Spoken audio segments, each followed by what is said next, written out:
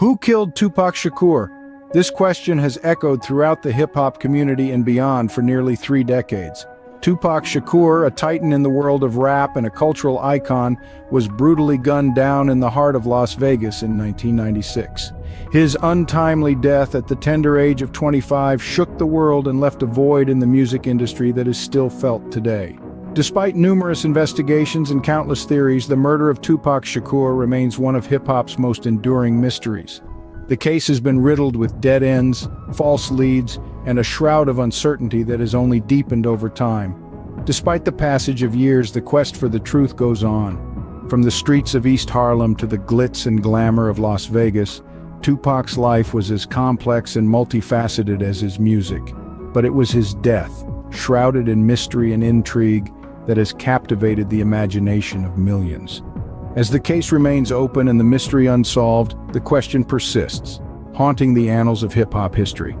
The question remains, who pulled the trigger that night in Las Vegas? In 2023, a significant development occurred in the case. Dwayne Keith "Keffy" D. Davis, a former Southern California street gang leader, was arrested. Davis is the only surviving person linked to the shooting of Tupac Shakur, and the sole individual charged in the case. His arrest wasn't a random act of law enforcement. It was a meticulously planned operation that involved a raid on his wife's home. The police, armed with a warrant, searched the premises and seized items related to the murder of Tupac Shakur. This evidence, undisclosed to the public, was deemed significant enough to warrant Davis's arrest. Davis, in previous interviews and even in his memoir, admitted his involvement in the shooting. He confessed to providing the gun used in the fatal drive-by shooting that took Tupac's life in Las Vegas back in 1996. However, Davis's confessions have been somewhat cryptic and incomplete. Despite admitting his involvement, he has consistently refrained from identifying the actual shooter. This crucial piece of information remains a mystery, leaving many questions unanswered. The arrest of Davis, a known figure in the investigation, wasn't just a breakthrough, it was an upheaval in a case that had been dormant for over 2 decades.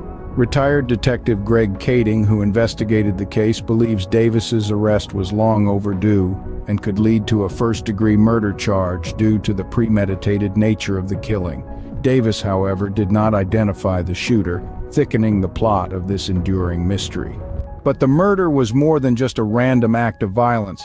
It was a manifestation of a deep-seated rivalry that had been simmering in the hip-hop industry. The East Coast Bloods and the West Coast Crips, 2 infamous gangs, were engaged in a territorial feud that spilled over into the world of music. Shakur, a prominent figure in the West Coast scene, was caught in the crossfire of this bitter battle. Moreover, it wasn't just about gang colors or turf wars, it was also about music labels. Shakur was signed to Death Row Records, a West Coast label, while his contemporary Biggie Smalls was with Bad Boy Records, a label on the East Coast.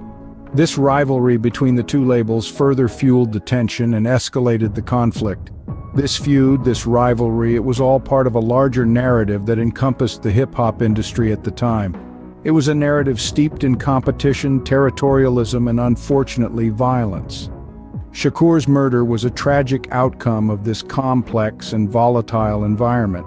With Davis's arrest, the hope to solve this mystery rekindled. But the question remains, will we ever know who killed Tupac? The story of Tupac's murder is a haunting tale of unsolved mystery. We've delved into the eerie details of this infamous case, from the chilling night of Tupac Shakur's untimely death to the arrest of Dwayne "Keffy" D. Davis, the last living witness tied to the murder. We've navigated the murky waters of the alleged gang rivalry between East Coast Bloods and West Coast Crips, a feud that consumed the hip-hop industry in the 90s. The pieces of this puzzle are scattered, and the picture remains incomplete. As we continue to seek the truth, the legacy of Tupac Shakur lives on, reminding us of a time in hip-hop history marked by talent, rivalry, and a tragic end.